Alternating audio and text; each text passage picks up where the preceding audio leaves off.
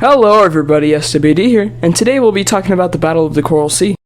I have a question. Do you guys like the ocean? I enjoy it, but the only ocean here in New Mexico is just a bunch of lakes.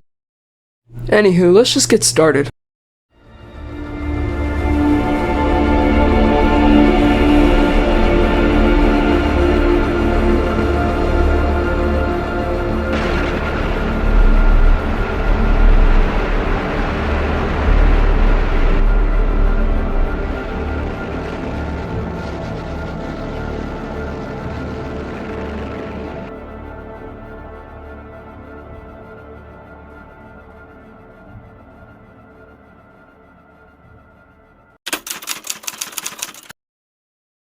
So when the Japanese bombed Pearl Harbor, pretty bold move by the way, it causes America to declare war.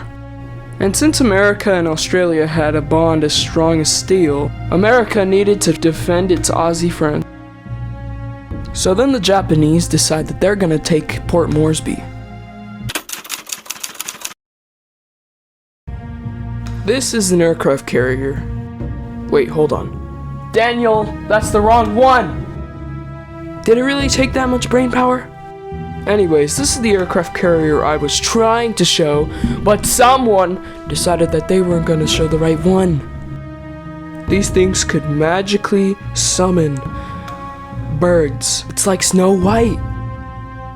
Now both the Japanese and the Americans had their own Snow White. Carrier. Actually, they had several, but for the Battle of the Coral Sea, they had two. The Americans had Yorktown and Lexington, and the Japanese had Shokaku and Suikaku. This is an SBD Dauntless.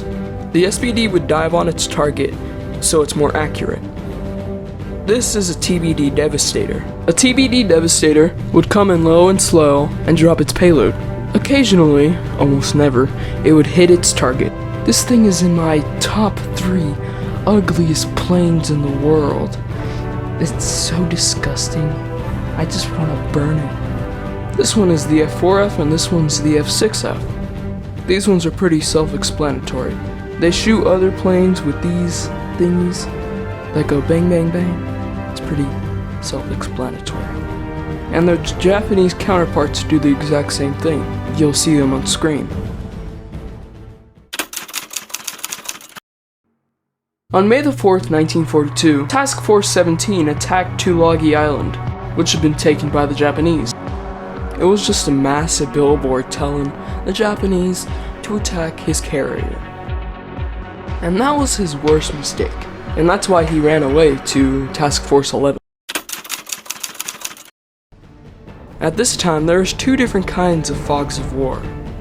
The first one is they couldn't find the enemy, and the second one being the horrendous weather. That's why nothing happened in these 2 days, except for when this happened, but that's pretty much it.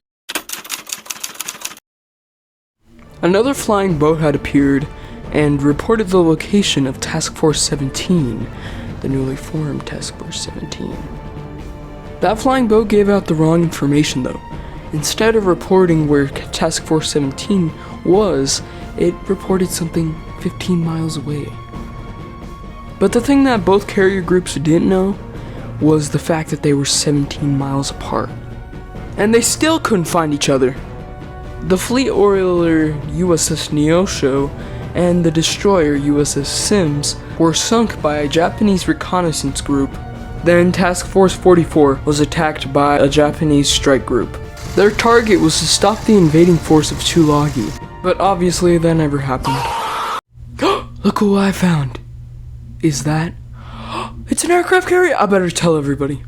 Okay, let's go. What is this?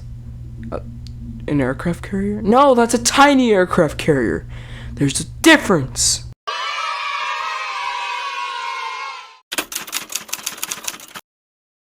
At 9:25 a.m., Japanese attacking force appeared. The Americans would have been surprised, but they weren't because they knew where the Japanese carriers were. But the planes weren't actually attacking the carriers. They were trying to find their carriers.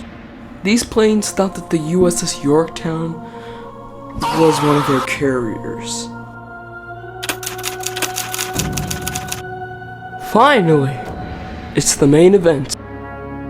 Task Force 17 sends in its dive bombers, torpedo bombers, and fighters to the Japanese attacking force.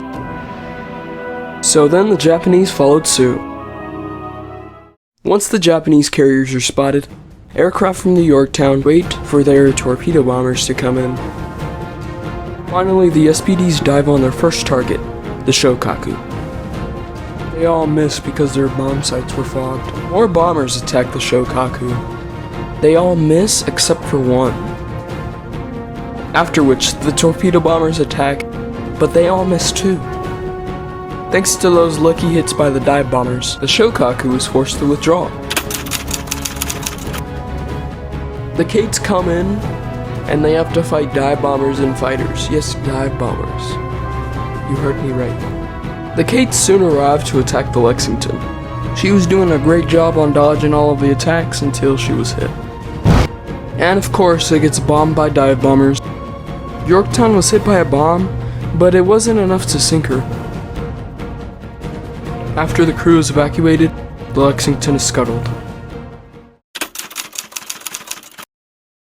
This battle was the first ever carrier-on-carrier battle, and this was how much people died. CV-43 is named after the Battle of Coral Sea. It's a Midway-class carrier, and was destroyed.